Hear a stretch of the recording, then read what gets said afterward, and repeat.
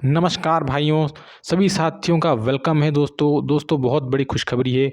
Bank की तरफ से यानी पंजाब नेशनल बैंक इसकी तरफ से दोस्तों एक बहुत बड़ी वैकेंसी आई है और ये ऑफिसर की वैकेंसी आई हुई है। ठीक है दोस्तों, इस वैकेंसी का नाम है आपका लोकल बैंक ऑफिसर। 750 वैकेंसी इसमें दोस्तों आया हुआ है। इसका दोस्तों ऑनलाइन अप्लाई शुरू हो चुका है 3 तारीख से और इसका लास्ट डेट है 23 तारीख। ओके, अब दोस्तों जानेंगे कि क्या है इसका प्रोसेस। आइए आगे हम समझते हैं। दोस्तों ये जो वैकेंसी आई है इसका नाम है लोकल बैंक ऑफिसर। इसमें 750 कुल वैकेंसी है दोस्तों। ठीक है, इसका जो एग्ज़ाम होगा वो दिसंबर 2025 से लेकर जनवरी 2026 के बीच भी होगा। टेंटेटिव है, मतलब हो सकता है, मतलब ये इनका कहना है कि दिसंबर से लेकर जनवरी के बीच हम लोग एग्ज़ाम करवा देंगे। ओके, पे स्केल भी दोस्तों इसकी अच्छी खासी है। चलिए आगे बढ़ते हैं, देखते हैं क्या लिखा है नोटिफिकेशन में। अब दोस्तों आप देखिए, ये वैकेंसीज़ जो है वो स्टेट वाइज यहाँ पर लिखी हुई है। स्टेट वाइज की किस स्टेट में कितना वैकेंसी है। ओके, यहाँ पर ये देखिए आप, यहाँ पे 5 है, यहाँ पे 50, ये 135। ठीक है, अब दोस्तों यहाँ पर देखिए, जिसको मेन बात यही है कि आपका मैंडेटरी है, लैंग्वेज प्रोफिशिएंसी मैंडेटरी है, यानी कि आपका ये जो रिक्रूटमेंट है इसमें आपका इस लैंग्वेज का टेस्ट भी होगा। अब आप ये मत सोचिएगा कि आप भर दोगे बस हो जाएगा, ऐसा नहीं है। आपको इसका लैंग्वेज टेस्ट भी होगा। मान लो कि आप महाराष्ट्र से हो तो आपका मराठी भाषा में लैंग्वेज टेस्ट होगा। आप गुजरात से हो, गुजराती भाषा में इसका टेस्ट होगा। ठीक है, ये मैंडेटरी है। आपको लिखना भी आना चाहिए। ये जो भाषाएं आपकी लिखी हुई है, इंग्लिश भी, जो ये बंगाली, तमिल, ये सब आपको ये भाषा लिखनी भी आनी चाहिए, कहनी भी आनी चाहिए, समझना भी आपको पड़ेगा। ठीक है, यानी कि लिखना, पढ़ना, बोलना, समझना ये आपको आना ही चाहिए। ओके, आप ये देख सकते हैं कि किस राज्य में कितनी वैकेंसी है। ठीक है, आपकी कैटेगरी क्या है और किस कैटेगरी में कितनी वैकेंसी है। ओके दोस्तों, ये जो वैकेंसी है इसके अनुसार आपकी अगर इसमें मतलब भर्ती हो जाते हो आप, तो 9 साल आपको एक स्टेट में काम करना ही होगा। इसके बाद ही आपको प्रमोशन मिलेगा। इसके बाद ही आप दूसरे स्टेट में मतलब ट्रांसफ़र हो सकते हो। समझे, मिनिमम तो 9 साल ही है, इसमें ये लिखा हुआ है। ओके दोस्तों, और एक बात यहाँ पर ये कह रहा है साफ साफ कि मान लो आपने फॉर्म भर दिया, अब आप इसमें चेंज करना चाहते हो कि मुझे मेरा स्टेट चेंज करना है, मुझे मेरा कैटेगरी चेंज करना है, तो आप ये नहीं कर सकते। समझे, ये साफ साफ लिखा हुआ है। सिटीजन की बात है तो आप ये जानते हैं कि इंडिया, नेपाल, भूटान यही सब को होना चाहिए। अगर आप भारतीय मूल के हैं तो जो है केन्या, उगांडा, पाकिस्तान, यहाँ से भी होगा तो आप फॉर्म भर सकते हो। ओके, लेकिन 1962 से पहले आना चाहिए। जो मतलब तिब्बत के रिफ्यूजीज़ हैं उनके लिए भी यहाँ पर है नियम। और जैसा कि मैंने दोस्तों आपको ऊपर कहा था कि आपको लोकल लैंग्वेज आना ही चाहिए। आपने मान लो गुजरात में भर दिया, आपको गुजराती आनी ही चाहिए, गुजराती लिखना आना चाहिए, पढ़ना आना चाहिए, समझना भी आना चाहिए, आप कह भी पाते हो, यानी लोकल लैंग्वेज का ज्ञान आपको होना ही चाहिए। ठीक है, ये देखिए पोस्ट का नाम है local bank officer. Minimum age 20 मांगा गया है और मैक्सिमम एज 30 मांगी गई है।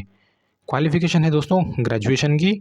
और इसमें जो है लिखा हुआ है कि the candidate must possess valid marksheet, degree या certificate that he she is a graduate on the day she register and indicate the percentage of mark obtained in graduation while registering online. यानी कि इसका कहने का मतलब ये है कि जब आप ऑनलाइन अप्लाई कर रहे हो या रजिस्ट्रेशन कर रहे हो तब तक आपके पास आपका ग्रेजुएशन का सर्टिफिकेट होना ही चाहिए। मतलब आपके पास होना ही चाहिए आपका मार्कशीट या डिग्री का सर्टिफिकेट जो भी है आपके पास।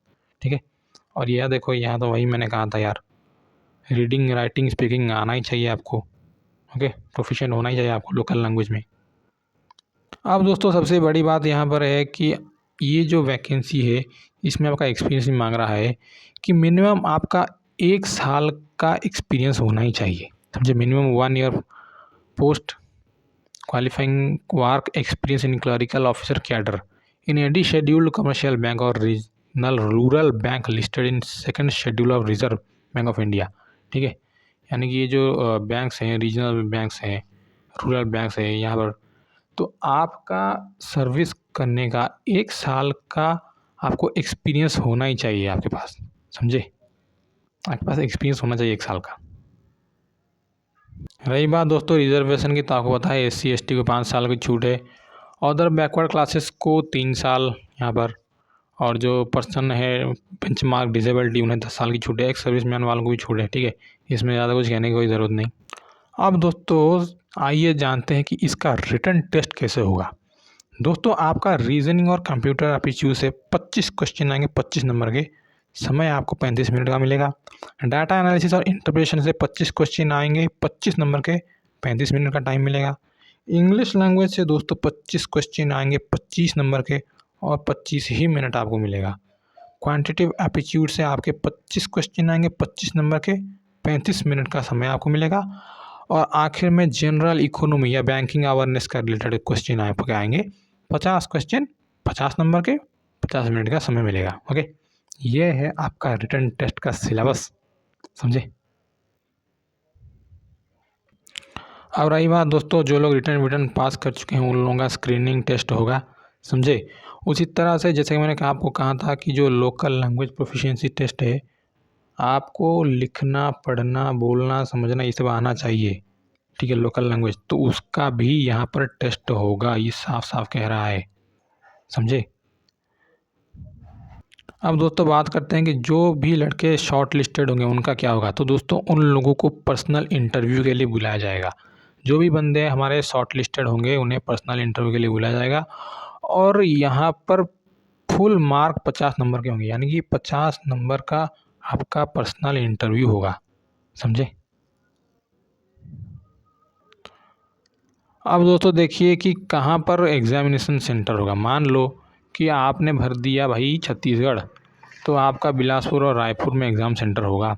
आपने मान लो गुजरात भर दिया, गुजराती भी आना ही चाहिए, तो उसका जो सेंटर होगा वो यहाँ पर होगा, आप लोग देख सकते हैं यहाँ पर। आपने झारखंड भर दिया, यहाँ पर होगा, ठीक है।